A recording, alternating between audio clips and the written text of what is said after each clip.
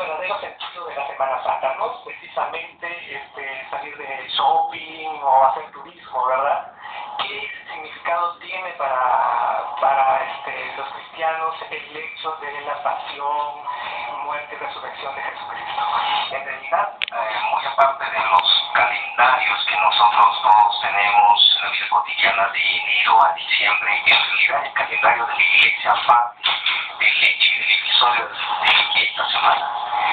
El revisar, el recomprender, el hacer memoria histórica acerca de ese Cristo que uno lee en las Sagradas Escrituras y que en realidad pretendemos o pretende siempre la Iglesia hacerlo visible en medio del mundo en que vivimos. Y en realidad la muerte de Cristo, su pasión, su existencia ha marcado un modelo de camino de vida, un camino de solidaridad, un camino por la justicia, un camino para todos y todas. La muerte de Cristo es la muerte para toda la humanidad.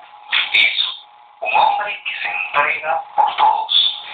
Y quienes lo crucifican finalmente son aquellos que blasfeman contra él, son aquellos que no quieren ese mensaje, son aquellos que en posiciones fundamentalistas o quizás fascistas han tratado de ahogarlo. Ese es el tipo de gente que termina crucificando a Jesús.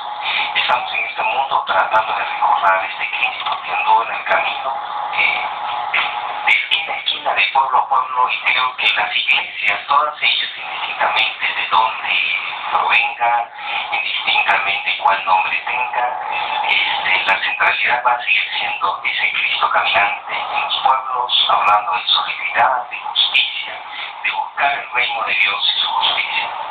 Yo creo que eso es lo central en esta Semana Santa. Hemos estado viviendo actualmente con mucha violencia. Hace poco un hecho conmovió al mundo entero de este muchacho chileno, Daniel Zamudio, que fue atacado, fue violentado, pero este hecho que lo llaman crímenes de odio porque se expresan en forma violenta contra las personas que se muestran, digamos, diferentes, cuando la diferencia es parte, una característica de los seres humanos. Este hecho lamentable y que no tiene comprensión de ser, lamentablemente sucede también en nuestro Perú. Muchas personas homosexuales, gays, son atacadas, robadas, humilladas, asesinadas. ¿Qué está sucediendo con esto, con esta falta de comprensión o de aceptación? ¿Cuál es la visión que usted puede tener con respecto a este asunto? Pareciera que el día de hoy no es tan distinto como el día de ayer. Los movimientos de violencia existen, como también las grandes masas de solidaridad y justicia. Jesucristo mismo fue violentado, fue crucificado, fue estigmatizado. Y curiosamente, a partir de esa lectura, la Iglesia no puede de ninguna manera estar del lado de aquellos que son violentos. La violencia ha marcado claramente, y hasta con el nombre de las Sagradas Escrituras, ha marcado situaciones de exclusión y de discriminación. En verdad, lo que sucedió en Chile con este muchacho debe marcar a muchos de nosotros una nueva lectura de las cosas que están sucediendo. Ya no es la simplicidad que algunos creen que así es, de hablar del hecho homosexual. Es necesario de hablar de la persona homosexual, ya ni siquiera de la terminología en sí, sino darle la connotación de que detrás de esa verdad de la homosexualidad está una persona humana. Y por lo tanto, ya ha pasado más de 30 años dialogando en la teología, en la hermenéutica sobre lo que dice el texto bíblico. En realidad, en el día de hoy no hay mucho ya más que decir sobre el tema de la homosexualidad y el tema de la Biblia y de lo que dice la Sagrada Escritura. En realidad, esto tiene que ver más con estigmas, con clichés, con tabúes que están enmarcados en ciertos sectores de la sociedad y también de la cristiandad, que deben afrontar la verdad de que puede ser que una opinión sencilla y simple siempre termine siendo un factor determinante para una situación de un crimen de odio. Estaba yo conversando con un amigo porque estábamos hablando sobre esta situación chilena y estábamos hablando de hacer una campaña a través de los medios virtuales como Facebook, Twitter, etcétera. Estábamos tratando de promover la comprensión, pero es curioso considerar de que los crímenes de odio no están solo en Chile, están en nuestro propio país. Muchos todavía hoy yo quiero dar un saludo desde mi corazón a quien siempre ha sido un amigo mío como Juan Osorio, que también ha sido víctima de un crimen en nuestro país, y curiosamente junto con él muchos otros amigos y amigas que teniendo una orientación sexual han sido víctimas de violencia. La iglesia, los clérigos, los obispos, pastores, diáconos, creyentes, religiosos, cristianos y no cristianos no pueden estar a favor de la violencia de ninguna manera. Entonces yo creo que junto contigo estamos convencidos que tenemos que hablar de caminos de diálogo, de reflexión, de tolerancia, de convivencia mutua, de respeto por la persona humana y con ello de respeto en relación a los derechos humanos. Sí, bueno, usted mencionó a Juan Osorio. Juan Osorio fue un amigo, ha pasado año y medio de lo que sucedió, fue un defensor de los derechos de las personas que viven con VIH y fue, antes de ser asesinado, fue humillado y torturado. Ha pasado año y medio y todavía me cuesta hablar del asunto. ¿Cómo llegamos a perdonar? ¿Cómo se consigue el perdón? A mí me es difícil pensar en perdonar a aquel que cometió este acto tan violento contra Juan, que fue para mí como un hermano, ¿no? Entonces, me es difícil llegar a perdonar. ¿Cómo llegamos a perdonar? ¿Cómo decirle a una madre que ha tenido un hijo al que ha sido violentado, que debe de perdonar? Estoy convencido de que el perdón nos ayuda a crecer, a salir adelante, pero ¿cómo llegamos a eso? Es una pregunta que no pretendo responderlo de manera sencilla, honestamente, porque también yo me quedo con la sensación de que me cuesta perdonar, como también nos cuesta mucho a nosotros perdonar lo que sucedió en nuestro país en la década donde hubo violencia armada, donde hubo gente con ideas políticas que pensaba que eliminando al otro era la mejor manera de acceder al poder. También he trabajado con muchos de estas familias, con estas personas, he trabajado con personas en situación de cadena perpetua y he trabajado con ellos. Perdonar. Si perdonar es olvidar, es un grave error. Yo creo que no le podemos añadir al perdón el olvido. Creo que no puedo olvidar a Juan. Creo que no voy a olvidar nunca lo que sucedió en nuestro país en esa década de violencia.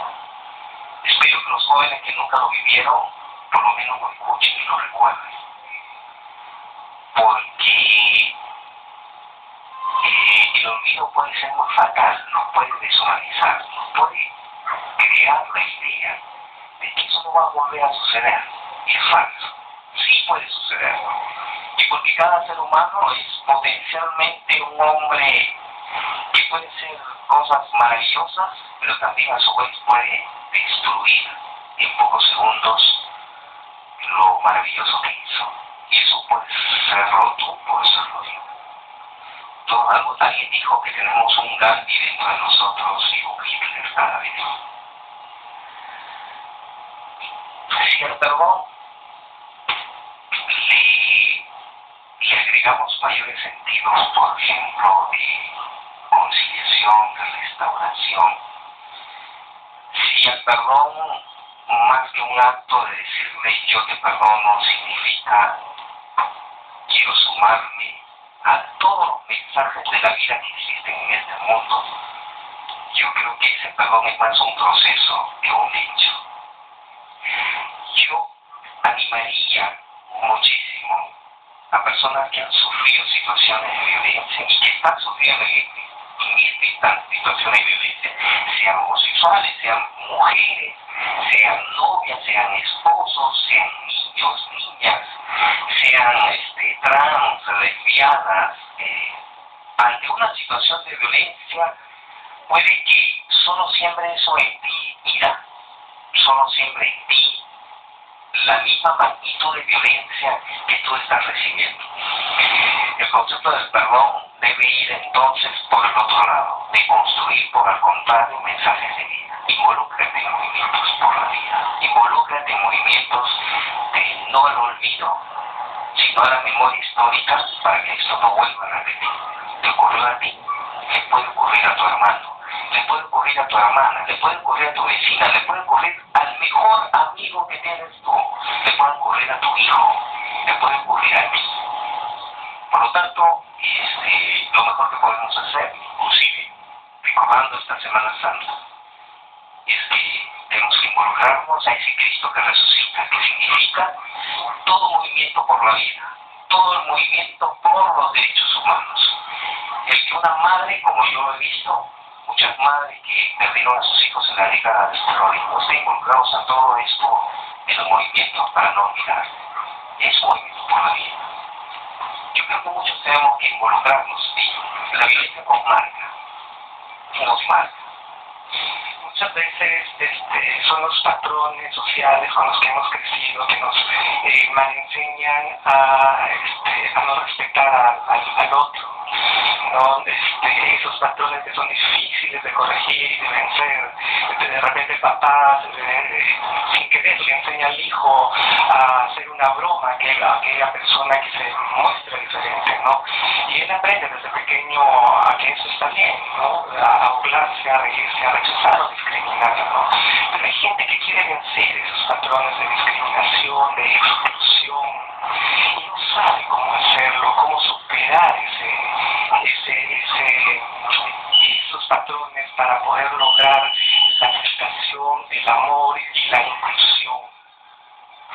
En principio lo que uno tiene que hacer es reconocer que es lo que a mí también me ha costado mucho como una persona heterosexual, y luego empezar a hacer una pastoral con comunidades en la diversidad sexual. He tenido que reconocer mi propia homofobia, he tenido que reconocer la educación que he recibido, he tenido que reconocer, sí, muy bien, el legado de toda una manera de ver la vida y decir, a partir de una violencia que uno la ve, lo percibe, dice, hay algo que no está bien. Y tenemos que tener la valentía de revisar nuestros propios patrones culturales, la educación, nuestra propia iglesia, nuestra propia convivencia con nuestra familia, nuestros propios criterios que eran fundamentales para establecer, digamos, una relación con otros. Y es que, queramos o no, no somos educados para incluir, somos educados para excluir. La educación que nosotros recibimos desde el colegio, desde las universidades, tiene que ver con todo este sistema de mercado que significa tú tienes que ser mejor que el otro, tú tienes que vender mejor, tú tienes que ser, si eres el médico, tú tienes que ser el mejor médico que los demás. Si tú tienes que ser psicólogo, si tú tienes que ser un empresario, tú tienes que vender mucho más. Ese concepto, en realidad, que termina siendo más un sentido de competencia, no ve la diversidad como un sentido natural, sino como estorbo. Entonces, somos educados para excluir, penosamente en las iglesias y en nuestras instituciones de iglesia, en este caso ocurre lo mismo. Porque creo que se sigue olvidando de que el Cristo que murió en la cruz murió para todos y todas. Y la expresión eclesiástica debería demostrar ese, por lo tanto, amó Dios al mundo, Juan 3:16. Sin embargo, todavía existen expresiones teológicas y expresiones pastorales de exclusión. A todo esto entonces tenemos que decir no a la exclusión, sí a la inclusión. Y tenemos que valorar entonces las diversidades culturales en este país que es tan pluricultural. Uno puede entender la famosa herencia que tenemos en el lado afro, en el lado indígena, y en el día de hoy tenemos que percibir que la diversidad es parte de la naturaleza del ser humano y que al contrario, la diversidad hay que entenderlo como un bien, no como un error. Cuando emprendemos esa tarea vamos a entender que existen otras diversidades, diversidades de hablar, diversidades de comportarse, diversidades en relación al tema de la sexualidad, por ejemplo, y entender pues que nuestros hermanos y hermanas en la orientación que sean estas en la diversidad sexual, pues son nuestros hermanos y hermanas que tienen derechos y derechas y no tienen por qué ser razón de un insulto ni razón de una broma, de un chiste que en realidad ridiculiza a la comunidad. Claro, y esto justamente ha venido afectando a muchos niños, ¿no? Con esto del bullying que hay, que se está hablando tanto actualmente. Muchísimas gracias, Reverendo David, por este momento tan especial y por esas palabras, que uno siempre termina aprendiendo muchísimo más. Quiero recordarle a toda nuestra audiencia de que este programa está siendo auspiciado por la Clínica Odontoral. Ustedes pueden llamar al 225-5297 y realizar cualquier tratamiento para resolver cualquier problema de salud bucal. Quiero recordarles también que estamos con la presencia de sacerdote David Limo, el ex consejero global para América Latina y el Caribe, y estamos conversando justamente sobre el verdadero sentido de la Semana Santa. Reverendo David Limo, cuéntenos cuánto avance ha habido con respecto a los derechos de las mujeres. En realidad, al igual que muchos otros derechos postergados en la sociedad, el tema de la mujer sigue siendo hoy, curiosamente, después de muchos años, todavía con algunas reivindicaciones pospuestas, ¿no?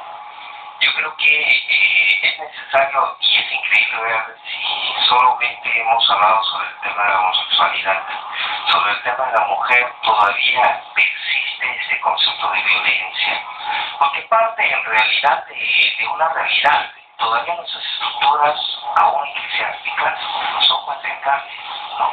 Al ser patriarcales, por lo tanto, sigue siendo la mujer un objeto y no sujeto de la historia. Creo que todos tenemos hermanas, todos tenemos una madre, todos tenemos a alguien que amamos, y sin duda tenemos que partir entonces desde la mirada del amor, desde la mirada del concepto de que toda persona es imagen y semejanza de Dios, incluyendo a las mujeres, con todo hecho y derecho.